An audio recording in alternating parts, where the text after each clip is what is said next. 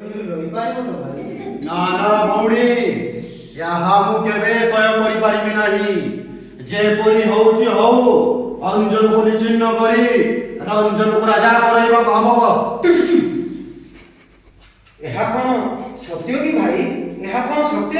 ହଁ ଭଉଣୀ, ଏହା ନିରାଟ ସତ୍ୟ। ସୂର୍ଯ୍ୟର ଗତି ବିପରୀତ ହୋଇପାରେ, କିନ୍ତୁ ଏ ସୁବାହୁର ନିଜ କାର୍ଯ୍ୟରେ କେବେ ହେଲେ ପଛଘୁଞ୍ଚା ନାହିଁ। ତେବେ ତେବେ ଚାଲ ଭାଇ, ଚାଲ। କିଏ କିଏ କହୁଛି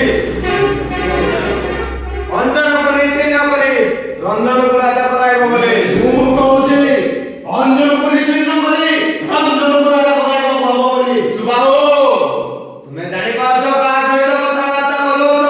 ହଁ ହଁ ଜାଣେ, ଅରୁଣ ଏକ କୁକୁର ସାଥିରେ। ସଂଯତ ହେଇ କଥାଟା କହମା।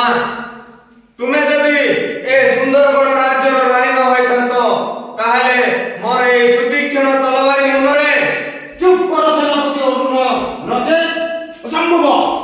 ଅସମ୍ଭବ, ସମ୍ପୂର୍ଣ୍ଣ ଅସମ୍ଭବ। ଏହା ମୁଁ କଦାପି ସହ୍ୟ କରିପାରିବି ନାହିଁ ମା।